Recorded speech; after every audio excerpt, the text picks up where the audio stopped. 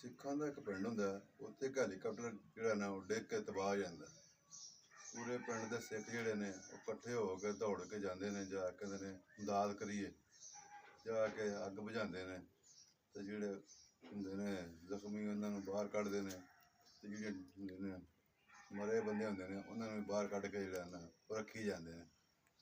ਉਹ ਥੋੜ੍ਹੀ ਦੇਰ 2 ਘੰਟੇ ਤੱਕ ਜਿਹੜਾ ਨਾ ਉਹ 200 ਬੰਦਾ ਜਿਹੜਾ ਨਾ ਉਹ ਬਾਹਰ ਕੱਢ ਕੇ ਤੇ ਲਿਆ ਕੇ ਜਿਹੜਾ ਨਾ ਉਹ ਰੱਖ ਦਿੰਦੇ ਨੇ।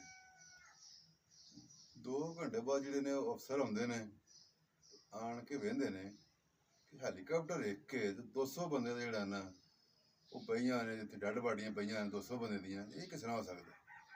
ਉਹ ਪਤਾ ਇਹ ਲੱਗਦਾ ਹੈ ਕਿ ਜਿਹੜਾ ਨਾ ਹੈਲੀਕਾਪਟਰ ਉਹ ਡਿੱਗਿਆ ਹੁੰਦਾ ਕਬਰਸਤਾਨ ਦੇ ਵਿੱਚ, ਅਤੇ ਸਿੱਖ ਜਿਹੜੇ ਨੇ ਉਹ ਕਬਰਾਂ ਪੁੱਟ ਕੇ ਲਿਆ ਕੇ ਤੇ ਬਾਹਰ ਰੱਖੀ ਜਾਂਦੇ ਨੇ।